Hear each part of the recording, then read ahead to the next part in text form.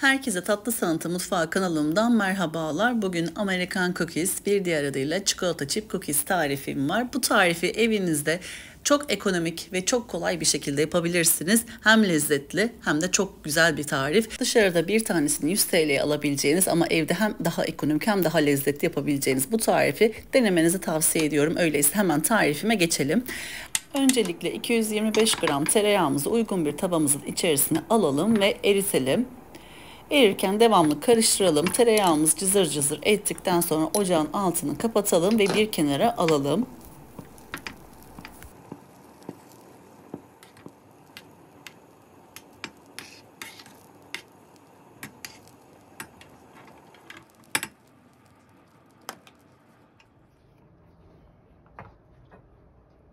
Tereyağımızı erittikten sonra oda sıcaklığına gelene kadar bekliyoruz. Oda sıcaklığına geldikten sonra uygun bir kabımızın içerisine dökelim. 1,5 su bardağından bir parmak eksik olacak şekilde esmer şekerimizi ilave edelim. Dilerseniz yarısını beyaz şeker, yarısını esmer şeker olarak da kullanabilirsiniz. Ben daha çok karamel lezzetini sevdiğim için bu kurabiyede tamamını esmer şekerle yaptım. Esmer şekerimizi ve tereyağımızı güzelce karıştıralım.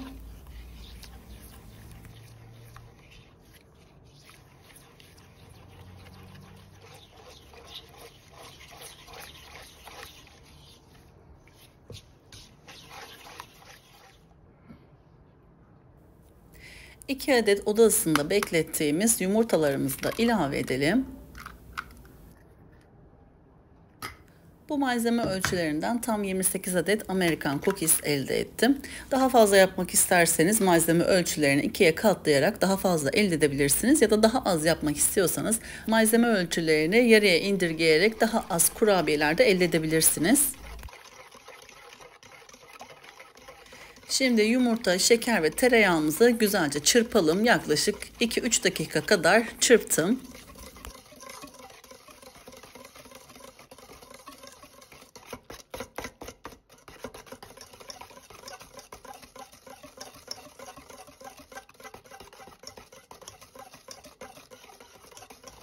Çırpma işlemimizi tamamladıktan sonra bir paket toz vanilya ilave edelim ve bir tatlı kaşığı dolusu nişasta ekleyelim. Ben mısır nişastası ekliyorum tüm kurabiye tariflerimde.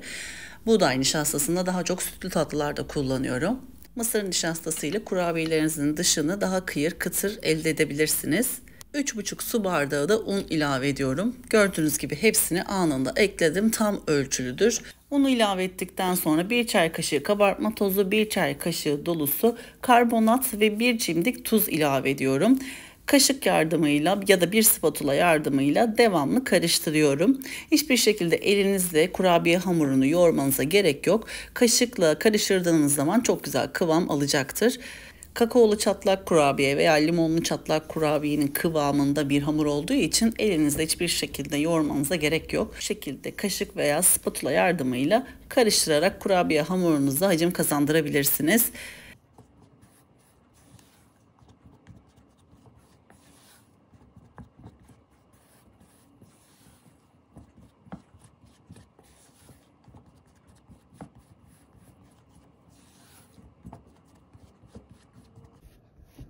Şimdi kurabiye hamurum hazır.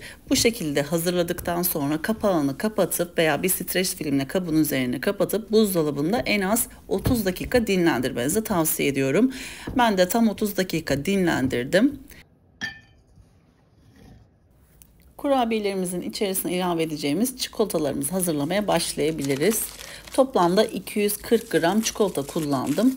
Yarısını sütlü çikolata, yarısını bitter çikolata olmak üzere hazırladım. Bu aşamada dilerseniz sütlü çikolatayı daha çok seviyorsanız sütlü çikolatayı daha çok kullanabilirsiniz. Bitter çikolatayı daha az kullanabilirsiniz. Tamamen tercihe bağlı. Ben eşit miktarlarda kullandım. Çikolatalarımı bıçak yardımıyla iri parçalar olmak üzere kesiyorum. Bu tarifte damla çikolata da kullanabilirsiniz ama hem lezzet açısından hem de görüntü açısından aynı etkiliği yakalayamayabilirsiniz. Çünkü bu Amerikan cookies'te özellikle parça çikolatalarla çok lezzetli oluyor. Hatta içerisine ceviz de ilavesi yapabilirsiniz.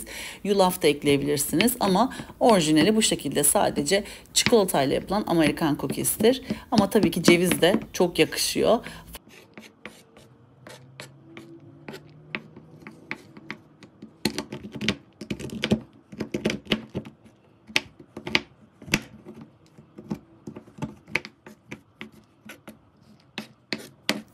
Çikolatalarımı iri parçalanmış çikolata olarak hazırladıktan sonra buzdolabında 30 dakika dinlendirdiğim kurabiye hamurumun üzerine döküyorum.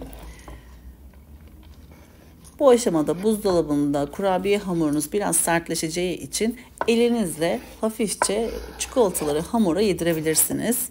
Kurabiye hamuruna iyice özleşmesi için çikolataları iyice yedirip karıştırıyorum.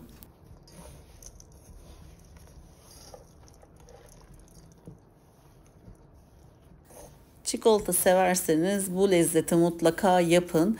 Çikolata yemekle Amerikan cookie veya çikolatalı kurabiye yemek arasında çok fark var. Çok lezzetli bir hamuru oluyor. O yüzden bu şekilde de denemenizi tavsiye ederim.